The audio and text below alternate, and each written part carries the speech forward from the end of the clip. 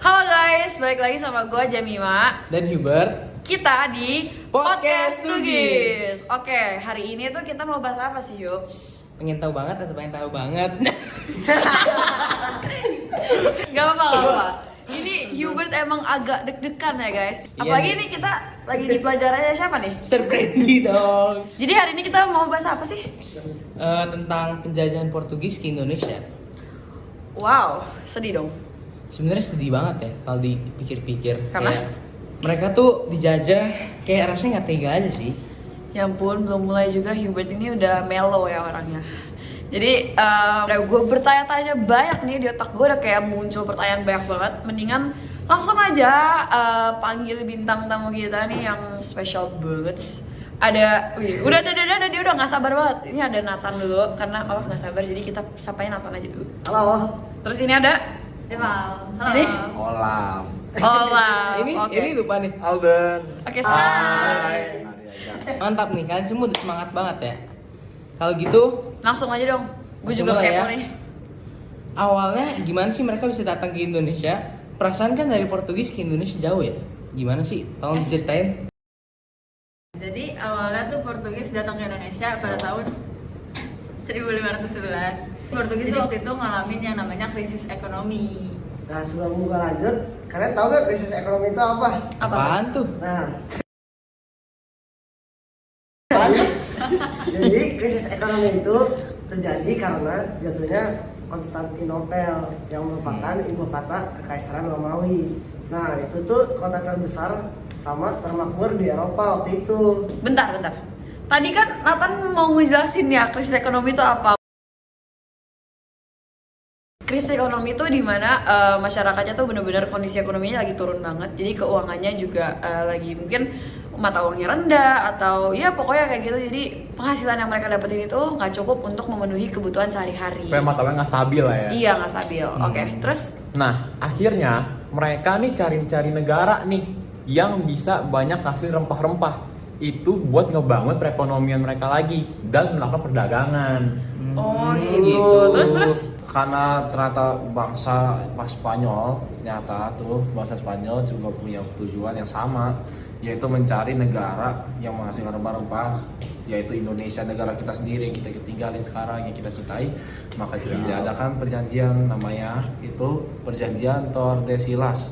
Tordesillas ini terjadi, perjanjian Tordesillas ini terjadi pada 7 Juni 1494. Sudah lama banget. Tordesillas. Kayak gue pernah dengar sih. Jadi perjanjian Tordesillas itu mereka tuh sepakat untuk membagi wilayah yang ada di dunia ini jadi 2 bagian. Sisi barat itu wilayah yang boleh didatangi oleh Spanyol, sedangkan sisi timur itu wilayah yang boleh didatangi oleh Portugis. Apa? Gimana? Lu pernah denger gak satu tokoh terkenal dari Portugis? Siapa tuh? Tahu nggak? Siapa? Alfonso de Albuquerque. Wih, Alfonso de Albuquerque. Tahu lah. Itu tuh orang terkenal banget. Jadi dia tuh pernah berhasil menaklukkan Maluku kan karena ekspedisi yang dijalanin sama dia. Gila, pintar juga lo. Itu mah kebetulan doang. Orang tokonya terkenal banget. Bertul dendam ya sama gue. Gue tuh juga tahu Bartolomeus Dias. Siapa tuh? Lah,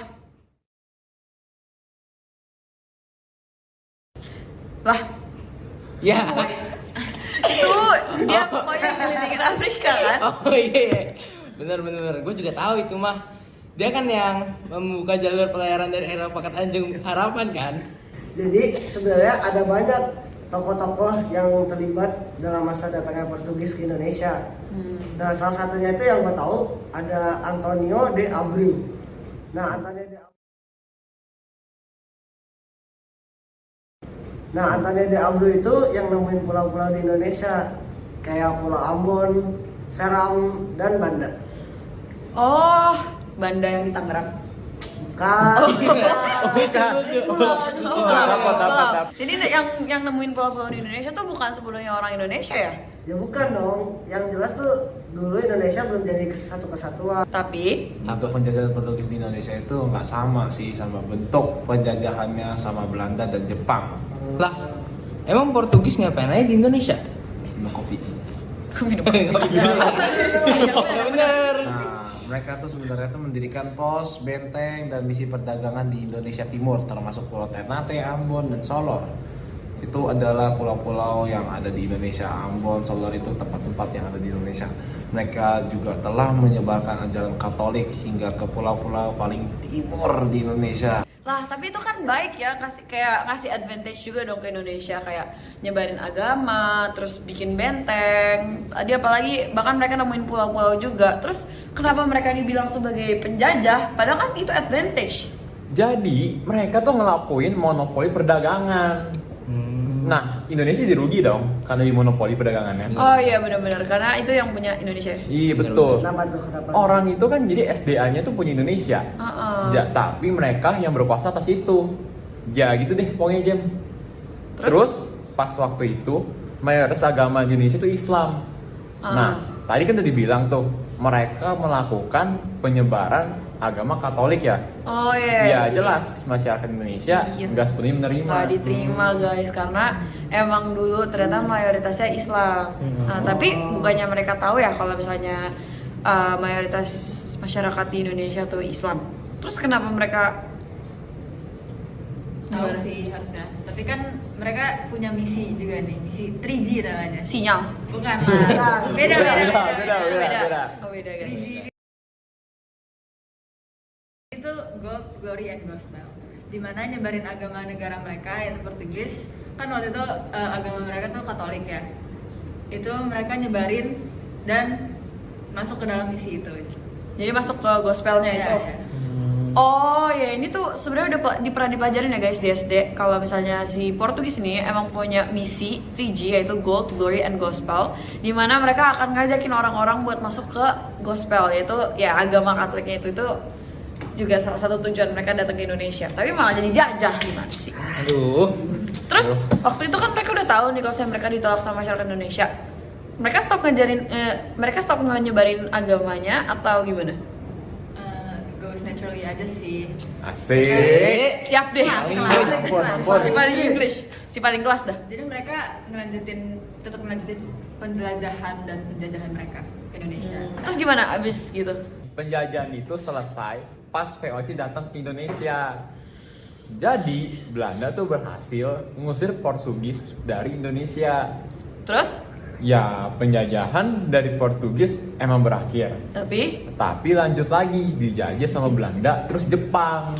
Emang ada ingat nggak sih kapan selesainya penjajahan Portugis? Maksudnya bukan kayak momennya kan emang pas VOC datang, tapi tahunnya nih inget gak? Aku sih nggak ingat ya. Aduh nggak tahu ya. Ini narasumbernya agak-agak ya. Gue sebagai host aja ingat. Jadi itu berakhir pada tahun 1526. Terus berarti berakhirnya gimana? Gitu? Ya gitu aja. Oke, nah Doang sih kira. Hubert, kita dapat ilmu yang baru nih dari para narasumber kita deh. Yang AF kamu loh. Iya, Allah hilang kepalanya guys. Nah, ini baru muncul lagi. Oke, jadi sebenarnya gue belajar banyak sih dari apa yang mereka kasih ya. Jadi kita kan sekarang udah jadi satu nih Indonesia, kita juga udah merdeka. Itu berarti udah jadi kewajiban kita sebagai masyarakat Indonesia, apalagi kita pemuda-pemuda ya, ngelanjutin generasi penerus bangsa lah intinya, untuk mempertahankan kemerdekaan dengan apa ya, dengan sikap-sikap simpel yang bisa kita lakuin. Contohnya Apa tuh? Apa kita harus saling menghargai guys, biar nggak terpecah lagi. Dan juga kita harus melestarikan budaya-budaya yang ada di Indonesia, terus tempat-tempat juga kayak apa sih tempat wisata yang ada di Indonesia gitu, supaya nggak diambil, kayak supaya nggak dijajah lagi lah intinya kan. Dulu tuh belum ada pengakuan lah Indonesia tuh negara, terus juga wilayah-wilayah itu kepemilikannya siapa. Akhirnya karena kita sekarang udah ada pengakuan ya dari PBB juga, kita harus melestarikan itu supaya nggak diambil alih sama negara lain. Bener banget. Oke guys, gitu aja. Hubert ada mau menyampaikan salam perpisahan? Sepertinya sampai sini saja. Karena kita juga udah nggak tahu Iya. mau ngomong apa. Oke. Podcast tuh gitu aja ya. Oh ya, 1, 2, 3. Podcast Tugis Jaya Jaya Jaya.